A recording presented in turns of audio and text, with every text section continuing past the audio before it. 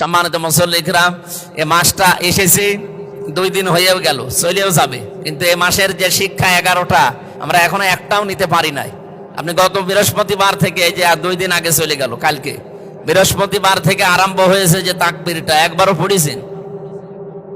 অথচ এটা কিন্তু এই 9 দিনে আমল করার দরকার। আল্লাহু আকবার, আল্লাহু আকবার, লা ইলাহা ইল্লাল্লাহু, আল্লাহু আকবার, আল্লাহু আকবার, লিল্লাহিল হামদ। খালি কোরবানির দিন মনে করে থাকি যেটা পড়বো, ওটা তো একদিনের জন্য না।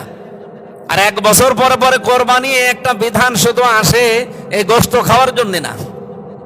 কিছু কিছু মানুষ প্রশ্ন করে যে হুজুর বেনামাজির সাথে ভাগ দেবো। আরে ভাগের কথা বাদ দেন, বেনামাজির সাথে ভাগ দেওয়া তো অনেক দূরের কথা। পড়া কোরআন শরীফ পড়ে কোন জায়গায় আপনি পাবেন যে আগে কোরবানি করো এরপরে নামাজ পড়ো? আছে? আগে নামাজি হও এরপরে কোরবানি দাও। অথচ আপনি বেনামাজির সাথে ভাগ নিয়ে ফতোয়া জিজ্ঞেস করছেন। আমার মনে হয় এই ফতোয়া এভাবে দেওয়া যায় যে যারা নামাজি মানুষ আছেন তারা নামাজির সাথে ভাগ দেবেন, আর যারা বেনামাজি আছে ওরা আলাদা দিক। চ্যানেলটি সাবস্ক্রাইব করে আমাদের সঙ্গেই থাকুন। আলহামদুলিল্লাহি রাব্বিল আলামিন, ওয়াসসালাতু ওয়াসসালামু আলা রাসূলিহিল আমিন ওয়া আলা আলিহি ওয়া সাহবিহি আজমাইন।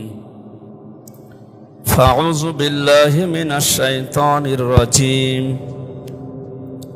বিসমিল্লাহির রহমানির রহিম।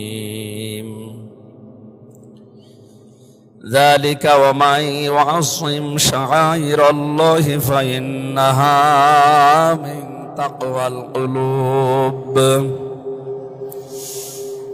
لكم فيها منافع إلى أجل مسمى ثم محلها إلى البيت العتيق صدق الله العظيم.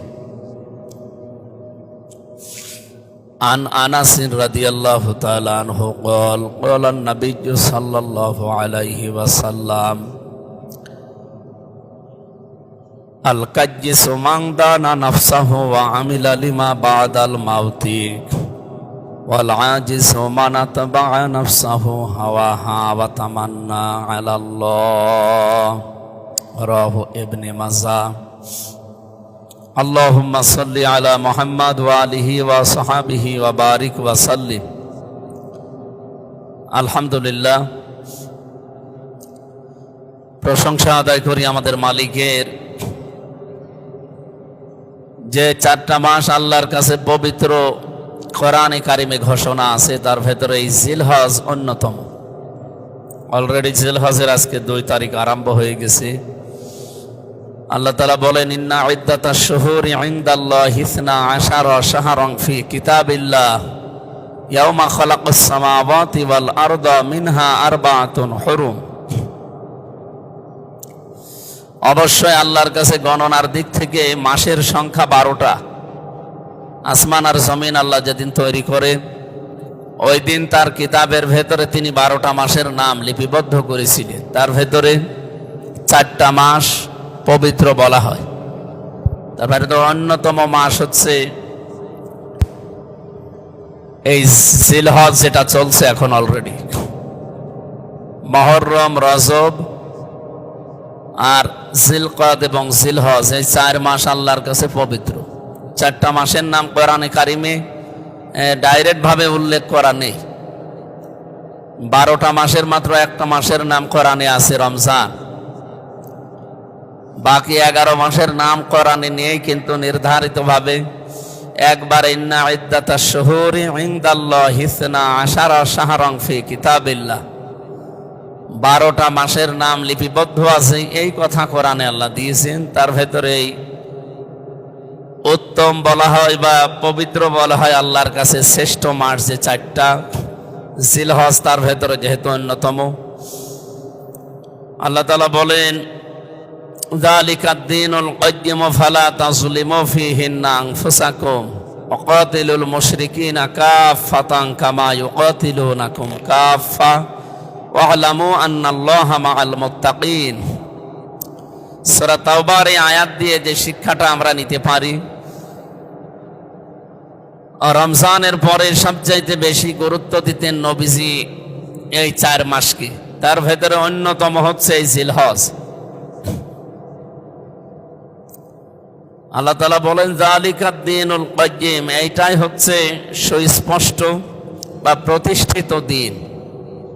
দিন পৃথিবীতে দিন বলতে ধর্ম, দিন বলতে জীবন ব্যবস্থা, এরকম কিছু বোঝানো হয়। আমরা জানি 4,500-এর উপরে ধর্ম বা দিন তামাম দুনিয়ায় এখন মানুষ পালন করছে। তার ভেতরে আল্লাহর নিকট সবাই তার মালিককেই পেতে চায়। আপনি খ্রিস্টানদেরকে জিজ্ঞাসা করেন, তারাও হয়তো আল্লাহ বলে স্বীকার করে না, কিন্তু গড যারে বলে, গড বলতে আল্লাহকে বোঝানো হয়। হিন্দুদের কাছে যারা উগ্রপন্থী না, যে হিন্দুরা অন্তত এই যে উপাসনা করে, তাদের ধর্মীয় রীতিনীতি যেটা মেনে চলে, এদের কাছেও জিজ্ঞাসা করলে এরা একই কথা বলবে যে আমরা উপরওয়ালাকে পেতে চাই। অন্য যত ধর্ম আছে প্রত্যেকেই ঠিক যেখানে পৌঁছাতে চায় সেই জায়গাটায় আসলে আমাদের আল্লাহ যাকে বলে আমরা মালিক বলি, যাকে রব বলে হিসাব করি, ওরাও তাই। এই জন্য 4,500 ধর্মের ভেতরে আমাদের মালিক যিনি, সবাই তো একজনের কাছে ধর্ণা দেয়, তো স্পষ্টভাবে হয়তো নাম বলে না। কোরআনে কারিমে আছে আল্লাহ তাআলা বলেন, অন্যান্য যারই নাম ধরে মানুষ ডাকুক না কেন, যদি বিপদে পড়ে তখন সরাসরি আমি ছাড়া আর কাউকে মানুষ ডাকে না। যেন আমরা শুধু মনে করছি মুসলমানেরা বিপদে পড়লে, মুসিবতে পড়লেই আল্লাহর কথা স্মরণ হয়, ডাকে না। না, মানুষের ভেতরের অবস্থা এই। ও যদিও বুঝে হোক না বুঝে হোক, আবহমান কাল থেকে তার বাপ দাদা পূর্বপুরুষ এগুলো করে আসে, এই জন্য হয়তো মূর্তি বানিয়ে অথবা আগুনের সামনে, গাছের সামনে, বিভিন্ন জায়গায় মাথা নত করে। মানুষের স্বভাবই এইটা, যে ছোট যে হয়, বড় কিছু দেখলেই তার কাছে মাথা নত করে দেয়। মানুষের এই স্বভাবটাকে আল্লাহ কাজে লাগাতে চেয়েছেন নামাজ দিয়ে। মানুষ যেহেতু ছোট বড় জিনিস দেখলেই মাথা নত করে, এই পৃথিবীতে আল্লাহু আকবার বলে যেহেতু শব্দ আরম্ভ হয় নামাজের, নামাজ আরম্ভ হয় কি দিয়ে? আল্লাহু আকবার দিয়ে। আর নামাজ শেষ হয় কি দিয়ে?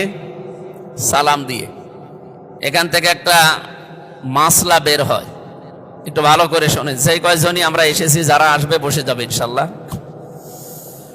নামাজ শুরু করা হয় তাকবীর দিয়ে, যেটা আল্লাহু আকবার, আর নামাজ শেষ হবে সালাম ফিরিয়ে।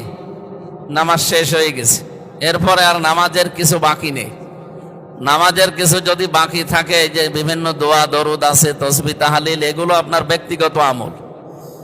দোয়া বলেন, মোনাজাত বলেন, যাই বলেন, এগুলো হয় উচ্চ স্বরে করে, কেউ নিম্ন স্বরে করে, কেউ হাত তুলে করে, কেউ হাত ছেড়ে দিয়ে করে। এগুলো নামাজের ভেতরের অংশ নয়। নামাজের ভেতরের অংশ শুধু আল্লাহু আকবার দিয়ে শুরু, সালাম ফিরিয়ে নামাজ শেষ। এ মাসলাটা মনে রাখবেন। এরপরে যদি কেউ অন্য কোনো কিছুকে এই নামাজের ভেতরে শামিল করে, তাহলে সেটা বেদাত হয়ে যাবে। আমাদের এই বাংলাদেশ, ভারত, পাকিস্তান, এই সমস্ত দেশগুলোতে আমরা নিয়ম বানিয়ে নিয়েছি যে নামাজ সালাম ফেরানো শেষ হয়ে গেলে আমরা আল্লাহুম্মা আমিন বলে হাত তুলে মোনাজাত করি। এটা নামাজের অংশ নয়। কেউ যদি এমনি করে, কোন নামাজের অংশ মনে না করে, তাহলে তার গুনাহ হবে না। কিন্তু কেউ যদি মনে করে যে না, আমার নামাজ হচ্ছে না, সালাম ফেরানোর পরও আমার এভাবে করা লাগবে, ইমাম সাহেব রব্বানা আতিনা ফিদ দুনিয়া হাসানা বলবে আর পেছনে সবাই আমিন আমিন বলবে, এইটা করাই লাগবে, না হলে আমার নামাজ হয়নি, তাহলে এটা বেদাত হয়ে যাবে। আশা করছি এই কাজটা এমনিই করে থাকেন, এটাও বাদ দেওয়া লাগবে। যারা ইসলামে এটা নেই, যেহেতু আমরা নতুন করে নিয়ম বানিয়ে নিয়েছি আর অনেক দিন চলে আসছে, এটা যদি একবারে আমরা নিষেধ করি, এই দেশে আমার মনে হয় সমস্যা হয়ে যাবে। এই জন্য আস্তে আস্তে ইসলামে যেগুলো নেই ওই জিনিসগুলো আমরা তুলে দেওয়ার চেষ্টা চালাবো। তো আল্লাহু আকবার এই শব্দ দিয়ে নামাজ শুরু হচ্ছে। তাকবীর, তাকবীর মানে বড়ত্ব। কার বড়ত্বের ঘোষণা দেওয়া হয়? আল্লাহর। যেন পৃথিবীতে মানুষ আসার পরে আমরা যারা মুসলিম আছি, তারা এই কথাটা মানুষের কানের কাছে নিয়ে শোনায়। ডান কানে যে আকামত, বাম কানে আকামত কেন দেয়? তাকে শোনাতে চায় যে এ পৃথিবীতে আসলে একটা ছোট্ট জগৎ থেকে তোমার কাছে ওইটাই বিশাল জগৎ মনে হচ্ছিল, মায়ের পেটের ভেতরে কয়েক ইঞ্চি জায়গা, এইটাই মনে হয়েছে যে বিশাল জগৎ। এরপরে যে জগতে আসলে এটা কিন্তু ওর তুলনায় কোটি কোটি গুণ বড়। এই জন্য ওর তুলনায় যেহেতু একটা বড় জায়গায় আসলে, সেই জায়গায় তুমি মনে রাখবা এখানে সবচাইতে বড় হচ্ছে আল্লাহু আকবার, আল্লাহ। এই কথাটা তার কানের কাছে, ডান কানে বাম কানে শুনিয়ে পরিচয় করে দেওয়া হয়, দুনিয়ায় যত বড় জিনিস আসুক এরপরে আল্লাহু আকবার মানে আল্লাহর চাইতে বড় আর কিছু নেই। মানুষ যেহেতু আমরা আল্লাহু আকবার দিয়ে আরম্ভ করছি, আল্লাহ সবচাইতে বড়। মানুষের ফেতরাত, মানুষের অভ্যাস, মানুষের স্বভাবই এইটা, বড় জিনিস দেখলেই সে ছোট হয়ে যায়। আপনি এখানে কোনো মস্তান যদি আসে, মস্তানের শরীরের শক্তি আমাদের চাইতে কি বেশি, কিন্তু তার প্রভাব প্রতিপত্তি, তার যে দাপট, এই জিনিসগুলো আমাদের তুলনায় তার বেশি আছে।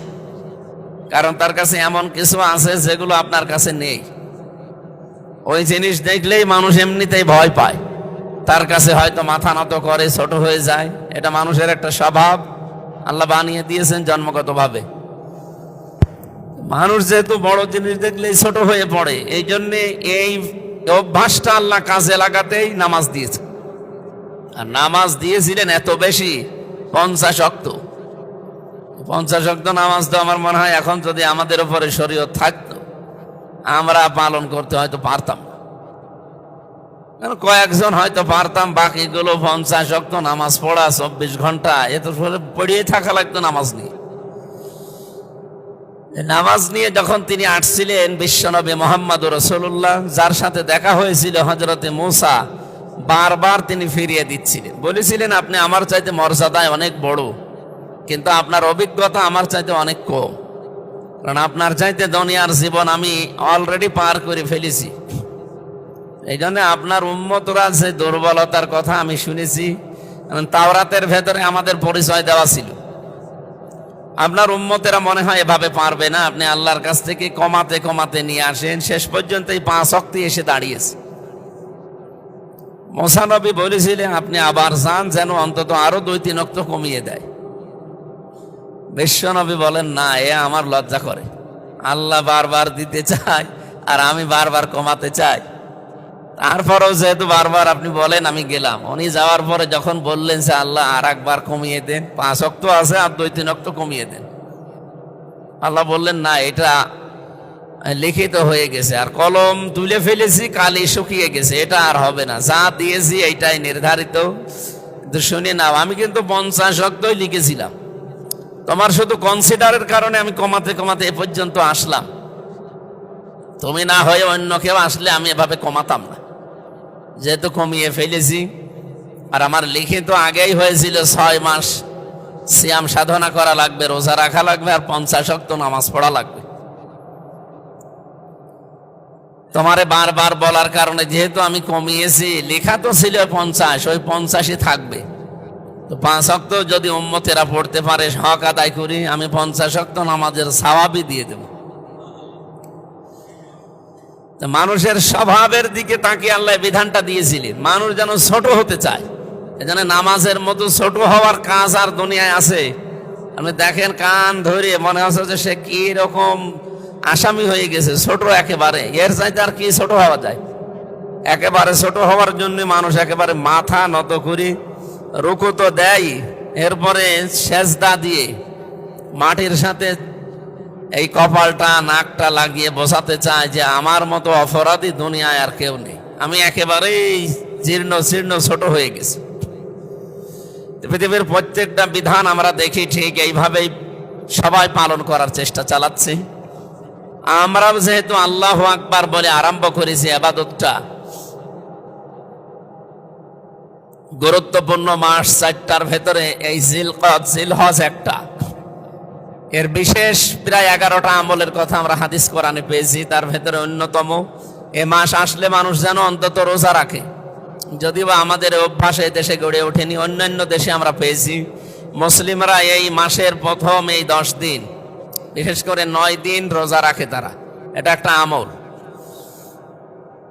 আর ওই যে 23 ওয়াক্ত নামাজের আগে আল্লাহু আকবার আল্লাহু আকবার লা ইলাহা ইল্লাল্লাহু আল্লাহু আকবার আল্লাহু আকবার লিল্লাহিল হামদ, এই তাকবীর তাহলিল তাহমিদ পড়া লাগে। এটা শুনতে ওই 23 ওয়াক্তের জন্য না, ওটা তো মাস্ট বি পড়াই লাগবে, ওটা ওয়াজিব, না পড়লে গোনা হবে। কিন্তু এই 9 দিনও পড়ার নিয়ম অলরেডি বৃহস্পতিবার থেকে আরম্ভ হয়ে গেছে।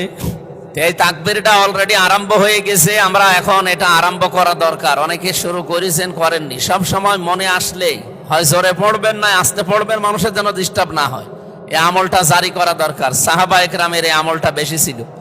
ওনারা বাজার ঘাট মানুষের জনসমাগম দেখলেই সেখানে যে একটু উচ্চ স্বরে বলতেন আল্লাহু আকবার আল্লাহু আকবার। মানুষ মনে করতেছে না এই আমল আরম্ভ হয়ে গেছে।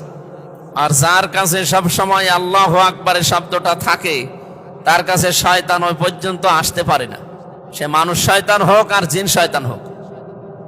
যেহেতু শয়তান আমাদের প্রকাশ্য শত্রু, প্রকাশ্য শত্রু বলা হয় কোরআনে কারিমে শয়তানকে, অথচ আজ পর্যন্ত আমরা কেউ শয়তানকে দেখেছি? তাহলে প্রকাশ্য শত্রু বললেন কেন? ইন্নাহু লাকুম আদুউম মুবিন, অবশ্যই তোমাদের জন্য শয়তান প্রকাশ্য শত্রু। তা আজ পর্যন্ত শয়তানকে কেউ আমরা দেখিনি। ওটা কেমন হয় দেখতে দেখা গেছে কোনোদিন? আর তার কাজ কারবার দেখা যায়। শয়তানি যে কাজ কারবার আছে এগুলো যখন মানুষ করে তখন বোঝে যে এটা মানুষের কাজ না, এটা শয়তানের কাজ। এই যে অপচয় করা, এটা মানুষের কাজ নয়, এটা শয়তানের কাজ। ইন্নাল মুবাজ্জিরিনা কানু ইখওয়ানাশ শায়াতিন ওয়া কানা শাইতানু লিরাব্বিহি কাফুরা। অবশ্যই অপচয় করা, অপব্যয় করা, এটা হচ্ছে শয়তানের কাজ। আর শয়তান ছিল তার প্রভুর প্রতি অকৃতজ্ঞ। এটা শয়তানের ভাই বলে আখ্যা দিয়েছেন আল্লাহ কোরআনে। পৃথিবীতে যত পাপের কাজ আছে, কোন পাপ কাজ করলে আপনি শয়তান হয়ে গেছেন, শয়তানের ভাই হয়ে গেছেন, এরকম কথা কোরআন হাদিসে নেই। এই একটাই আয়াত আছে যে অপচয় যারা করে এরা শয়তান না, শয়তানের ভাই হয়ে গেছে। শয়তানের ভাই মানে কি? ও শয়তানি। অপচয় করা থেকে বিরত থাকা, কারণ এটা কাজ মানুষের না, এটা শয়তানের। এরপরে অশ্লীলতা ছড়ানো। আল্লাহ যাকে যে অবস্থায় বানিয়েছেন তাকে শালীনতা বজায় রাখা লাগবে। এটা যারা বজায় না রেখে নিজেদের গোপন বিষয়গুলোকে উন্মুক্ত করে মানুষের সামনে, এটা মানুষের কাজ না, এটাও শয়তানের কাজ। জান্নাত থেকে আদম আর হাওয়াকে শয়তান বের করে দেবে, এইটা তার উদ্দেশ্য ছিল না। তার উদ্দেশ্য ছিল যে তাদেরকে অশ্লীল ভাবে প্রদর্শন করা হোক, তাদের যে সমস্ত অঙ্গ প্রত্যঙ্গগুলো ঢাকা আছে, গোপন করা আছে, এগুলো যেন উন্মুক্ত হয়। তাহলে কি বুঝলেন এখান থেকে? মানুষের যে সমস্ত বিষয় গোপন রাখা দরকার, পুরুষের ক্ষেত্রে পুরুষদের, মহিলাদের ক্ষেত্রে মহিলাদের, তাদের নির্ধারিত জায়গাগুলো ঢেকে রাখার যে বিধান আছে কোরআন হাদিসে, এইগুলো যখন উন্মুক্ত হয়, মানুষকে দেখিয়ে যারা আনন্দ পায় তারা যেন বিশ্বাস করে ও আর মানুষ নেই, ও কি হয়ে গেছে। আমাদের পুরুষের নাভি থেকে হাঁটু পর্যন্ত এটা ঢেকে রাখা লাগবে যদি আপনার কাছে পোশাক থাকে। এটা নফল না, এটা সুন্নাত না, এটা ফরজ। নামাজ পড়া যেমন ফরজ, এই জায়গা থেকে পর্যন্ত ঢেকে রাখা কি? এটা পুরুষের জন্য, আবু হানিফা রহমতুল্লাহ আলাইহির মাযহাব বা মত অনুযায়ী। আর মেয়েদের সতর হচ্ছে মুখমণ্ডল, হাতের কবজি আর পায়ের পাতা বাদ দিয়ে পুরা শরীর ঢেকে রাখা লাগবে। এটা মেয়েদের জন্য ফরজ, এটা সুন্নত, নফল, মুস্তাহাব না। এই জন্য মেয়েরা নামাজ পড়তে গেলে আমরা পুরুষেরা যদি মাথায় টুপি নাও দেয় আমাদের নামাজ হয়ে যাবে। শরীরে কাপড় নেই তাও নামাজ হয়ে যাবে যদি আমার এই ফরজটা ঠিক থাকে। তো মেয়ে লোকের কি এই নাভি থেকে পা পর্যন্ত ঢেকে রাখলে হবে? হাঁটু পর্যন্ত? ওর যে তিনটা জায়গা বললাম, মুখমণ্ডল, হাতের কবজি আর পায়ের পাতা বাদ দিয়ে পুরা শরীর ঢাকা লাগবে। এমনকি নামাজের ভেতরে দাঁড়িয়ে যদি ওদের চুল বের হয়ে যায় তাহলে ওর নামাজ ভেঙে যাবে। এই জন্য মা বোনেরা যারা বাড়িতে আছে ওদেরকে আপনারা সালোয়ার কামিজ বানিয়ে এই পোশাক পরার অভ্যস্ত করবেন। বানানো পোশাকগুলো হাত পর্যন্ত, এ পর্যন্ত হাতা বানিয়ে দেবেন, ঢেলা ঢালা যেন কাজ করতে গেলে তুলতে পারে। আর যে ওড়না আছে মাথায় যেটা দেওয়া, এটা দিয়ে দেবেন। বুকটা পিঠটা যেন ঢেকে যায় এরকম একটা ওড়না লাগবে বানানো। এগুলো বানানোর সিস্টেম এখন দর্জি বাড়িতে পাওয়া যায়। তো এই যে সিস্টেমগুলো বলছে এর বাইরে গেলে ওদের যেমন নামাজ হয় না, আমাদের যে সিস্টেমগুলো আল্লাহ দিয়েছে এর বাইরে গেলেও আমাদেরও নামাজ হবে না। যদি পোশাক থাকার পরেও কেউ নাভি থেকে হাঁটু পর্যন্ত না ঢেকে নামাজে দাঁড়িয়ে যায়, হাফ প্যান্ট পরি, নামাজ হবে? ফরজ তরক হয়ে গেলে নামাজ হবে না। পোশাক যদি না থাকে আপনার, কোনো উলঙ্গ হয়েও নামাজ পড়তে পারেন, অসুবিধা নেই। তাহলে আমরা যেই কথা এখান থেকে বুঝলাম, আল্লাহ রাব্বুল আলামিন শয়তানের কাজকর্মকে তিনি বলেন যে প্রকাশ্য শত্রু তোমাদের, ওরে দেখা যায় না কিন্তু ওদের কাজ দেখা যায়। যারা অপচয় করে এগুলো প্রকাশ্য আমরা দেখি, যারা নিজেদের সৌন্দর্যকে যে গোপন অঙ্গগুলোকে প্রদর্শন করে এগুলো আমরা দেখি, এগুলোকে আর মানুষের তালিকায় রাখা যায় না। যারা এই কাজ করবে তারা কি শয়তানের ভাই। আল্লাহ রাব্বুল আলামিন শুধু ফতোয়া দিয়েই কোরআনের আয়াত নাজিল করে শেষ করে দেননি, এটাতে কত বাস্তব আল্লাহ নিজে আমাদের শরীরের ভেতরে দেখিয়েছে। বিজ্ঞান এখন দেখাচ্ছে যে যে খাদ্য যা খাওয়া হয়, এই খাবার খাওয়ার পরে কয়েকটা জিনিস তৈরি হয়। এক নম্বরে আপনার রক্ত তৈরি হয়। আমাদের 5.5 কেজি রক্ত আছে শরীরের ভেতরে, এগুলো চলাচল করছে 26 কিলোমিটার দূরত্বে, বেগে চলছে পুরা শরীরে, মাথা থেকে পা পর্যন্ত। এই রক্তগুলো তৈরি হচ্ছে খাবারের কারণে। 2 নম্বরে বীর্য তৈরি হয়, 3 নম্বরে মল তৈরি হয়। এরকম 4টা জিনিস যখন শরীরের ভেতরে তৈরি হয়, প্রস্রাব তৈরি হয়। এইগুলো বিভিন্ন জায়গা আছে, এগুলো আল্লাহ বের করে আপনার শরীরকে রিফাইন করে দেয়। এখন এই 4টা জিনিস দিয়ে যায়, এই খাবারগুলো দিয়ে 4টা জিনিসের বাইরে সবচাইতে নির্যাস যেগুলো খাবারের, প্রতিটি খাবারের নির্যাস আলাদা আলাদা আছে, ওইটা দিয়ে একটা রস তৈরি হয় যেটা পিত্ত রস বলে। এই পিত্ত রসটা যখন শরীরের ভেতরে তৈরি হয়, এটা তৈরি হয়ে বসে থাকে না, এটা খাবারকে হজম করায় সহায়তা করে, খাবারকে হজম করার জন্য সহায়তা করে এই রসটা। বিজ্ঞান এখন দেখতে পাচ্ছে যে এই রস যখন শরীরের ভেতরে খাবার থাকে পেটে, তখন অটোমেটিক ভাবে ফোঁটা ফোঁটা পড়তে থাকে। তো খাবার যেহেতু নেই, ওটা অটোমেটিক মুখ বন্ধ হয়ে যায়। ওখানে তো আর আপনার কোনো কর্মচারী নিয়োগ করা নেই যে ওখানে বন্ধ করে বসে আছে, আল্লাহ নিজে এটা কন্ট্রোল করে। আল্লাহ মানুষকে বোঝাতে চান, ইন্নাল মুবাদ্দিরিনা কানু ইখওয়ানা শায়াতিন, আয়াতের ব্যাখ্যায় তাফসিরে মুফাসসির লিখেছে যে আল্লাহ যে অপচয় করেন না তার প্রমাণ এইটা। ওই রসটা পড়তেই যদি থাকে ফোঁটা ফোঁটা, তাহলে অপচয় হয়ে যাবে। আর গুরুত্বপূর্ণ এবং দামি জিনিস, এটা যেহেতু নষ্ট হলে অপচয়ের শামিল, এই জন্য আল্লাহ হঠাৎ করে অটোমেটিক মেশিন বানিয়েছেন। যতক্ষণ খাবার থাকবে ও কাউকে ছড়িয়ে দেওয়া লাগবে না, ছেড়ে দেওয়া লাগবে না, পড়তে থাকবে ফোঁটা ফোঁটা, খাবার হজম হবে। যখন খাবার থাকবে না, অটোমেটিক বন্ধ হয়ে যাবে। তাহলে আল্লাহ কি শুধু ফতোয়া দিয়ে শেষ করে দিয়েছেন? উনি কাজ করে দেখিয়েছেন যে পৃথিবীতে কোনো জিনিস আমি অপচয় করি না।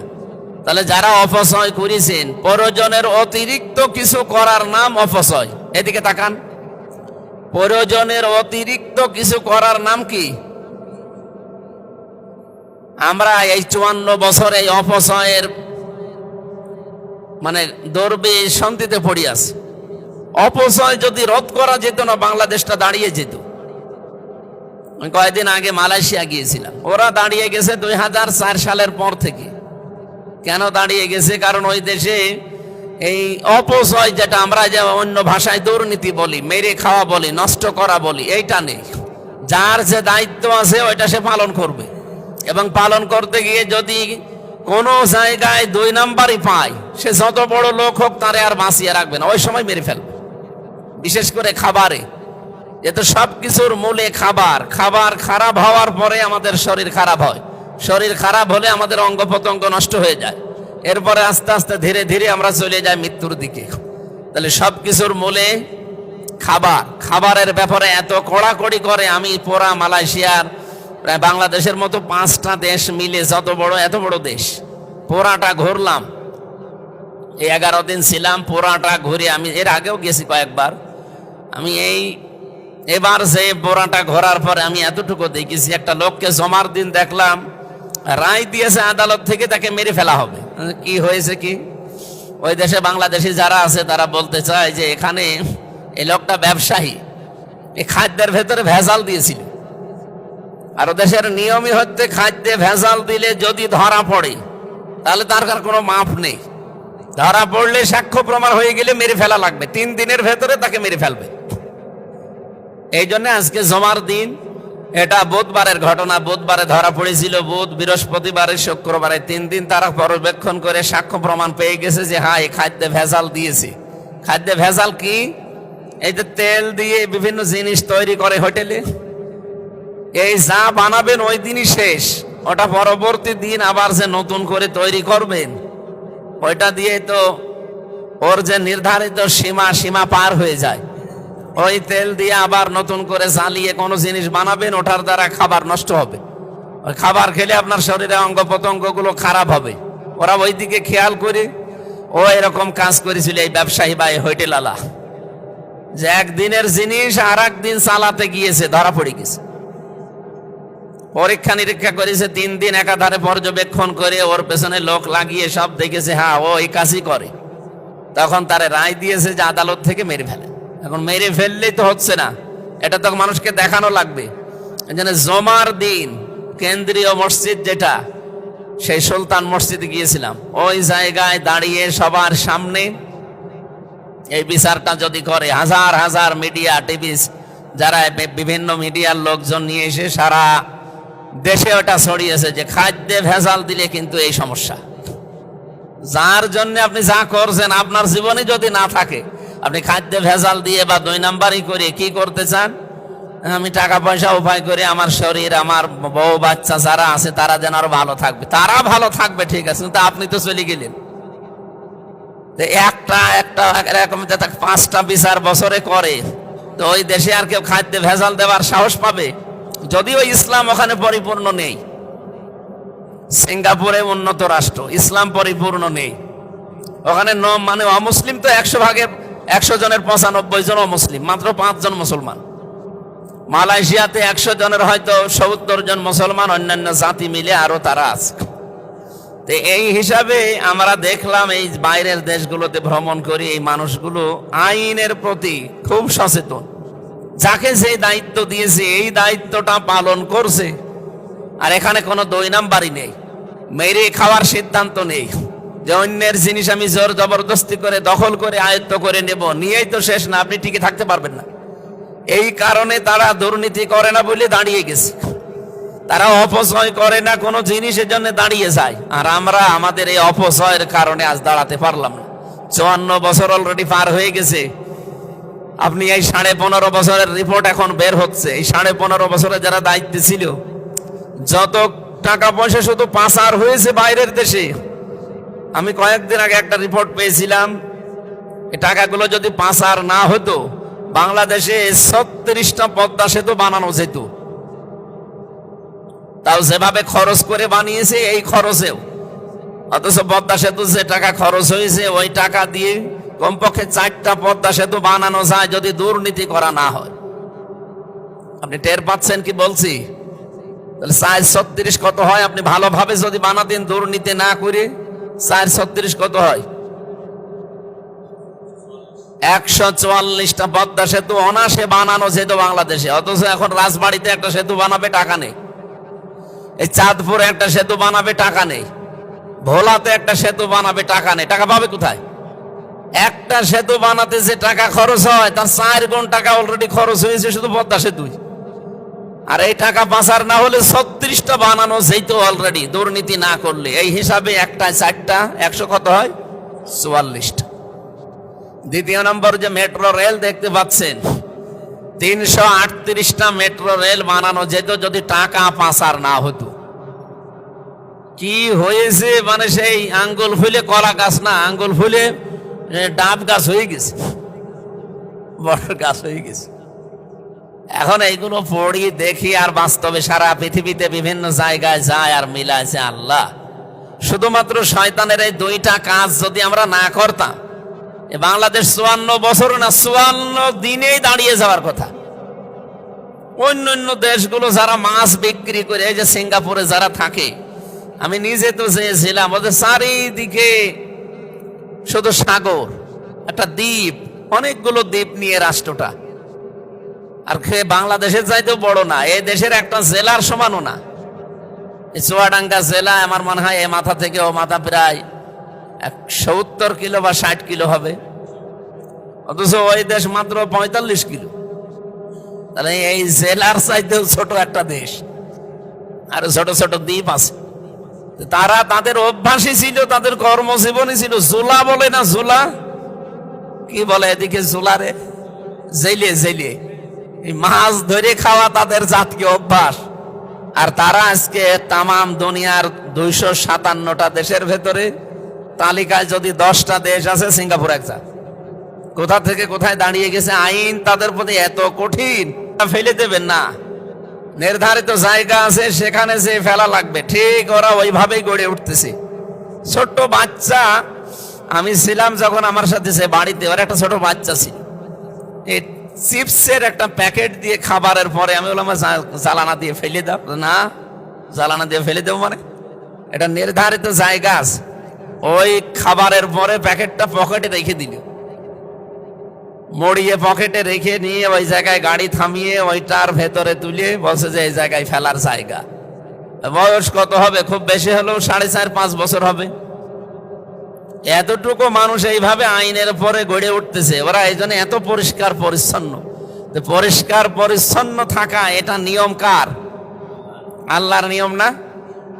নবীজি জানিয়েছেন আত-তুহুরু শাতরুল ঈমান, পরিষ্কার পরিচ্ছন্ন পবিত্র থাকা এটা কিন্তু ঈমান না, শুধু ঈমানের অর্ধেক। আমরা বলি যে ঈমানের একটা শাখা, ঈমানের শাখা তো 77টার উপরে আছে, ঈমানের শাখা বলা হয় না। পরিষ্কার পরিচ্ছন্ন থাকা এটা কিন্তু ঈমানের অর্ধেক বলা হয়, নিসফুল ঈমান বলা হয়েছে। এরা নবীর কথাকে মেনে চলে কিন্তু নবীকে বিশ্বাস করে না, এই জন্য তারা দাঁড়িয়ে যাচ্ছে। আমরা নবীকে বিশ্বাস করি যে নবী একজন এসেছিল, কিন্তু নবীর জীবনের কর্মকাণ্ডগুলো আমাদের জীবনে নেই। নবীজি অশ্লীলতা ছড়াননি, উনি জীবনে অপচয় করেননি, উনি জীবনে কোনোদিন অপবিত্র হয়ে থাকেননি, কিন্তু আমরা তাকে বিশ্বাস করি, তার কথাগুলো আমাদের জীবনে আমরা মানি না, এই জন্য আমরা আরো নিচের দিকে চলে যাচ্ছি। আজ যদি সত্যি এভাবে মেনে চলতে পারতাম, যেহেতু ইসলাম এটা জালিকা দ্বীনুল কাইয়্যিম বলা হয়, এটা সুস্পষ্ট এবং নির্ধারিত দিন, পৃথিবীর সব দিনের তুলনায় আল্লাহর কাছে এইটাই গুরুত্বপূর্ণ বিধান, জীবন ব্যবস্থা, দিন, ধর্ম যাই বলেন। ফালা তাজলিমু ফিহিন্না আনফুসাকুম, এই মাস যেহেতু আমরা পেয়েছি জিলহজ মাস, আল্লাহ বলেন তোমরা এই মাসগুলো পেলে নিজের উপরে জুলুম করবা না। নিজের উপরে জুলুম কি? মন যেটা চাই না ওইটা যদি জোর করে কেউ করে, ওইটা হচ্ছে গুনাহ, আর ওই গুনাহ হচ্ছে জুলুম। আপনি যে যারা উলঙ্গ অর্ধ উলঙ্গ নাচ দেখে, সিনেমা দেখে, ওর মন জীবনও যদি ইমানের ছিটা ফোটা থাকে, ওর মন চাইবে না, জোর করে হয়তো শয়তানের ধোকায় পড়ে হোক আর যেভাবেই হোক ও দেখতে থাকে। এ মানুষ যখন আস্তে আস্তে গোনায় অভ্যস্ত হয়ে যায়, তখন ওর কাছ থেকে ইমানের যে নূর আল্লাহ এটা কেড়ে নেয়। কিছুদিন পরে অবস্থা এমন হয়ে দাঁড়ায়, তখন ওর ভালো কাজও ভালো লাগে না, খারাপ কাজও ভালো লাগে না, সব খারাপ সমান মনে হয়। এই জন্য সময় আমাদের এসেছে এই মাসকে সম্মান দেওয়ার। ওই জামানায় কাফেররা সম্মান দিত এই 4টা মাস আসলে, বিশেষ করে মুহররম, রজব, জিলহজ আর জিলকদ। এই মাসগুলো আসলে তারা মারামারি, গন্ডগোল, এমনকি কারো সাথে ঝগড়া বিবাদ, মামলা মোকদ্দমা আছে বন্ধ করে দিত, বলতো এখন থাক, এই মাসের সম্মান আছে। এটা একেবারে সেই আবহমান কাল থেকে চলে আসছিল তাদের কাছে। তারা এই মাসের সম্মান দিত এইভাবে যে মারামারি তোমার সাথে, গন্ডগোল, কেস কামারে আছে আমার সাথে, কথা বন্ধ হয়ে আছে, এখন আর না, এই 4 মাস পার হোক, এরপরে আবার নতুন করে তোমার সাথে ঝগড়া হবে। তারা কাফের, তারপরে এই মাসের সম্মান এইভাবে দিত। আমরা মুসলমান হিসাবে এই মাসের সম্মান কিন্তু এভাবে এখনো দিতে পারি না। মামলা মোকদ্দমা কি বন্ধ হয়ে আছে 4 মাসে? কারো সাথে মনোমালিন্য ছিল, এখন কি বন্ধ হয়ে গেছে? আরো বাড়িয়ে দিয়েছে। তাহলে এই মাসের সম্মান আমাদের দেওয়া হচ্ছে না। ওয়াকাতিলুল মুশরিকিনা কাফাতান কামা ইউকাতিলুনাকুম কাফা, তোমরা কাফেরদের বিরুদ্ধে লড়াই সংগ্রাম করো যেইভাবে ওরা করে তোমাদের বিরুদ্ধে পরিপূর্ণভাবে। আজ দেখেন তামাম পৃথিবীতে যারা মুশরিক, এই খ্রিস্টান, ইহুদি, এই হিন্দু যারা আছে, বৌদ্ধ যারা আছে, তামাম দুনিয়ার সবগুলোই মুশরিক। আর তাদের জাতিতে আলাদা আলাদা নাম নিয়েছে, কেউ ইহুদি বলে, কেউ খ্রিস্টান বলে, কেউ মুশরিক বলে, কেউ বৌদ্ধ বলে, কেউ মাজুসি বলে। জিনিস কিন্তু সবাই তারা মুশরিক। না, আল্লাহকে যারা অন্য কারো সাথে যুক্ত করে তারাই কি বলেন বলেন? মুসলমানদের ভেতরে মুশরিক কারা? না, মুশরিক হচ্ছে তারা যারা আল্লাহ যেটা পারে ওইটা অন্য কেউ পারে এই বিশ্বাস করে। কথা বোঝা যায়নি? আল্লাহ যে বললেন কাতিলুল মুশরিকিনা, তোমরা লড়াই করো, সংগ্রাম চালাও, তাদের সাথে তোমরা কতল করো। কতল একেবারে সর্বোচ্চ পর্যায়, সংগ্রাম, আন্দোলন, লড়াই চালাও তাদের বিরুদ্ধে যারা মুশরিক। কিভাবে চালাবা? কামা ইউকাতিলুনাকুম কাফা, যেভাবে তারা চালাচ্ছে তোমাদের বিরুদ্ধে। এটা তো ইহুদি খ্রিস্টান হিন্দুদের বাদই দিলাম, মুসলমানদের ভেতরে হাজারো মানুষ এখন আমরা মুশরিক হয়ে গেছি। আর মুশরিকদের সবচাইতে বড় কাজ কি? আল্লাহু ইয়াজতাবি ইলাইহিনা। মুশরিকদের সবচাইতে বড় কাজ হচ্ছে দুনিয়াতে আনাকিমুদ্দিন ওয়ালা তাতাফাররাকু ফি কাবুরু আলাল মুশরিকিনা মা তাদউহুম ইলাই। সূরা শুরার 13 নম্বর আয়াতের মাঝের অংশে আছে আল্লাহ তাআলা বলেন, হে নবী, আমি আপনাকে সহ পৃথিবীর প্রতিটি নবীকে এই নির্দেশ দিয়েছিলাম যে আমার জমিনে আমার বিধানগুলো কায়েম করেন। বাংলাদেশে 92 আমরা মুসলমান। কত ভাগ বলেন বলেন? রাজনৈতিক আদর্শ আমাদের এক একজনের এক একটা থাকতেই পারে, কিন্তু আমরা তো মুসলমান 92 এর ভেতরে কোনো তো সন্দেহ আছে না। আমরা পরিচয়, একজন আমাকে যদি কেউ বলে যে আপনি কি মুসলমান না খ্রিস্টান, আমি কি জীবনে খ্রিস্টান বলতে পারবো? বলেন বলেন? এমনকি কাদিয়ানিরাও মুসলমান পরিচয় দেয়, যদিও তারা মুসলমান না। কারণ মুসলমান হওয়ার জন্য যে সমস্ত বিষয়ে বিশ্বাস করা লাগে তার ভেতরে তারা নবীকে মানে না। তাদের নবী আবার আলাদা একজন আছে, গোলাম আহমদ কাদিয়ানি। এই কারণে তারা কাফের। ওরা যে কোরআন শরীফের সব অস্বীকার করে তা কিন্তু না। কাদিয়ানিরা কোরআন শরীফের একটা আয়াতের 1/3 মানে না। সূরা আহজাবের 40 নম্বর আয়াতের মাত্র একটা শব্দ 4টা অক্ষর দিয়ে বানানো, এই শব্দটা ওরা মানে না। মা কানা মুহাম্মাদুন আবা আহাদিম মির রিজালিকুম ওয়ালাকির রাসূলুল্লাহি ওয়া খাতামান নাবিয়্যিন। এই একটা আয়াত, এই আয়াতের 1/3 মা কানা মুহাম্মদ ঠিক আছে, আবা আহাদিম মির রিজালিকুম এটাও ঠিক আছে, যে মুহাম্মদ সাল্লাল্লাহু আলাইহি ওয়াসাল্লাম একজন ছিলেন, তিনি কোনো অ্যাডাল্ট পুরুষের পিতা না, তিনি ছোট ছোট মানুষের পিতা ছিলেন। এখানে আল্লাহ সিবিয়ান না দিয়ে রেজাল দিয়েছেন। সিবিয়ান মানে ছোট ছোট বাচ্চারা, আর রেজাল মানে প্রাপ্ত বয়স্ক পুরুষ। নবীজি কোনদিন এই পৃথিবীতে প্রাপ্ত বয়স্ক কোন পুরুষের পিতা ছিলেন? উনি পিতা ছিলেন, কিন্তু ছোট ছোট বাচ্চাদের পিতা। উনি ছোটকালেই সব ছেলেকে হারিয়ে ফেলেছিলেন, ওনার মেয়ে বেঁচে ছিল। এই জন্য আল্লাহ এখানে নিসা দেয়নি, আল্লাহ দিয়েছেন রেজাল। আপনি কাদিয়ানি এলাকায় আছে কিনা আমি জানি না, যদি থাকে তাদের কাছে জিজ্ঞাসা করেন যে কোরআন শরীফ হ্যাঁ আল্লাহর কিতাব, কোরআনে আয়াতগুলো হ্যাঁ আল্লাহ পাঠিয়েছে। তো এই আয়াতের ভেতরে যে 3টা বিধান আল্লাহ দিলেন, যে মা কানা মুহাম্মদ এ পর্যন্ত, আবা আহাদিম মির রিজালিকুম, আবা মানে পিতা, তোমাদের পিতা নন, তিনি পুরুষের মানে প্রাপ্ত বয়স্ক পুরুষের পিতা নন। হ্যাঁ এটাও আমরা মানি। ওয়ালাকির রাসূল আল্লাহ, তিনি রাসূল ছিলেন, হ্যাঁ এটাও ঠিক আছে। খাতামান নাবিয়্যিন, এই যে খ আলিফ তা মিম 4টা অক্ষর, তিনি যে শেষ নবী, উনি নবী ছিলেন ঠিক আছে, কিন্তু শেষ নবী না, এটা মানে না। ওদের কাছে শেষ নবী গোলাম আহমদ কাদিয়ানি যেটা আছে। তাহলে এখান থেকে আপনি কি বুঝলেন? অলরেডি জেনে ফেললাম যে ওরা মাত্র কোরআনের 6666টি আয়াতের এক আয়াতের 1/3 ভাগও না, মাত্র একটা শব্দের 4টা অক্ষর মানে না। এই জন্য ওরা কি এলাকায় যারা মুসলমান আছেন কোন কাদিয়ানির সাথে আত্মীয়তা করেন? করে? এলাকায় কাদিয়ানি আছে? আমার মনে হয় জেনে শুনে কেউ করবে না, না হয়তো কোনো স্বার্থে পড়ে হোক অথবা কোনো চাপে পড়ে হোক, অন্য কোনো সমস্যা থাকতে পারে, জেনে শুনে জীবনেও কেউ করবে না। তাম পৃথিবীতে সব আলেমরা একমত যে কাদিয়ানীরা কাফের। ওরা কি সবাই বলেন? এটা রেকর্ড হচ্ছে, তামাম দুনিয়া যাচ্ছে। আপনি সেটা টের পাচ্ছেন কি বলছি? আল্লাহ বলেন এই যে মুশরিকদের সাথে তোমরা সর্বাত্মক ভাবে লড়াই করো যেভাবে ওরা করে। তো এখন মুশরিকদের মাঝে এই গুরুত্বপূর্ণ মাসে আপনি কিভাবে লড়াই করবেন?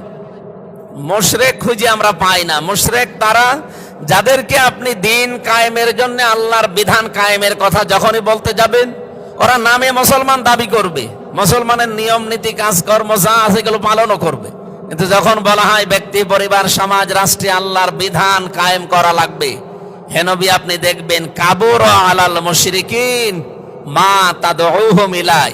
আপনি যেদিকে মানুষকে ডাকতে চাচ্ছেন এই কথা শুনলে সবচাইতে বেশি খারাপ লাগবে, মন খারাপ হবে মুশরিকদের। আমরা জানো মুশরিকই তো নেই, আমরা তো 92% মুসলমান। মুশরিক তো মুসলমানদের ভেতরে তারা যে মানুষগুলো আল্লাহ যেটা পারে ওইটা অন্য কেউ পারে এই বিশ্বাস করে। আল্লাহ কি পারে বলেন তো? না না, আল্লাহ সব পারে বললে হবে? আল্লাহ কি পারে? সন্তান দিতে পারে কে? পৃথিবীর অন্য কেউ পারে? যদি কেউ বিশ্বাস করেন যে না এই পানি পড়ায়ও কাজ হয়, অথবা ওই যে কবরের কাছে গেলেও হবে, কোনো পীর সাহেব দোয়া করে দিলেও হবে, এইরকম বিশ্বাস করলে সে কি? এ পৃথিবী বানিয়েছে কে? এখানে অন্য কোনো মানুষ বা অন্য কোনো কারো বিধান যদি কেউ প্রতিষ্ঠা করতে চায়, যেহেতু পৃথিবী বানিয়েছে আল্লাহ আমরা বিশ্বাস করি, আর এখানে নিয়ম নীতিও চলতে পারে কার? কোরআনে 918 জায়গায় এরকম কথা আছে, আলা আলাহুল খালকু ওয়াল আমরু, বানিয়েছি আমি, এখানে সিদ্ধান্ত চাপিয়ে দেবে কে? মানে আল্লাহর আইন বাদ দিয়ে অন্য কোনো আইন চলতে পারে না। যদি কেউ চালাতে চায় সে কি? এবার বলেন বাংলাদেশে মুশরিক আছে কিনা?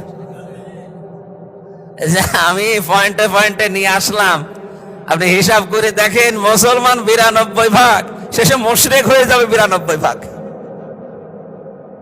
এই জন্য এদের কাছে দিন কায়েমের কথা বললে, আল্লাহর বিধানের কথা বললে এদের রাগ হয়। এরা তখন দুনিয়ার কাজ মনে করেন এটা ঝামেলা।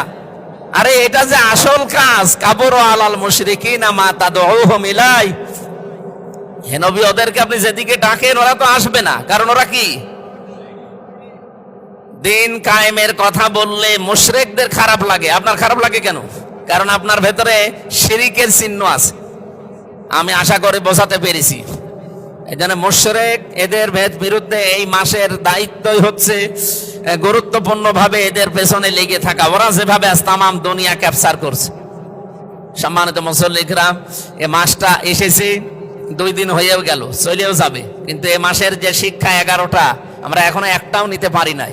আপনি গত বৃহস্পতিবার থেকে, এই যে 2 দিন আগে চলে গেল, কালকে বৃহস্পতিবার থেকে আরম্ভ হয়েছে যে তাকবীরটা, একবারও পড়েছেন? অথচ এটা কিন্তু এই 9 দিনে আমল করার দরকার। আল্লাহু আকবার, আল্লাহু আকবার, লা ইলাহা ইল্লাল্লাহু, আল্লাহু আকবার, আল্লাহু আকবার, লিল্লাহিল হামদ। খালি কোরবানির দিন মনে করে থাকি যেটা পড়বো, ওটা তো একদিনের জন্য না। আর 1 বছর পরে পরে কোরবানি একটা বিধান শুধু আসে এই গোশত খাওয়ার জন্য না। কিছু কিছু মানুষ প্রশ্ন করে যে হুজুর বেনামাজির সাথে ভাগ দেব। আরে ভাগের কথা বাদ দেন, বেনামাজির সাথে ভাগ দেওয়া তো অনেক দূরের কথা। পড়া কোরআন শরীফ পড়ে কোন জায়গায় আপনি পাবেন যে আগে কোরবানি করো এরপরে নামাজ পড়ো? আছে? আগে নামাজি হও এরপরে কোরবানি দাও। অথচ আপনি বেনামাজির সাথে ভাগ নিয়ে ফতোয়া জিজ্ঞেস করছেন। আমার মনে হয় এই ফতোয়া এভাবে দেওয়া যায় যে যারা নামাজি মানুষ আছেন তারা নামাজির সাথে ভাগ দেবেন, আর যারা বেনামাজি আছে ওরা আলাদা দিক। ওরা, কারণ ওদের তো কোরবানি হবে না, নামাজ না থাকলে কোরবানি হয়? ফাসাল্লি লিরাব্বিকা, আগে কি? আগে ফাসাল্লি, এরপরে তো আনহার। আপনি আগে কোরবানি দিচ্ছেন তারপরে নামাজ পড়বেন না। এই জন্য বেনামাজি যারা আছেন ওনারা ভাগ আলাদা করবেন, আর নামাজি মানুষ দেখে দেখে করবেন। আজকের তেলাওয়াতকৃত আয়াত আমরা করেছিলাম সূরা হজের 32 নম্বর আয়াত থেকে। এখানে আল্লাহর কিছু নিদর্শনের শিক্ষা আছে, তার ভেতরে এই যে জিলহজ মাসটা একটা নিদর্শন। এর ভেতরে যে সমস্ত কাজ কারবার গুলো আছে সূরা হজের 32, 33, 34, 35, 36 37, 38 এই আয়াতগুলো ভালো করে পড়বেন তাফসীর সহ। ইবনে কাসির পাওয়া যায়, ফি জিলালিল কোরআন পাওয়া যায়, মারিফুল কোরআন পাওয়া যায়। বাংলায় দেখে দেখে পড়বেন এই কয়দিন।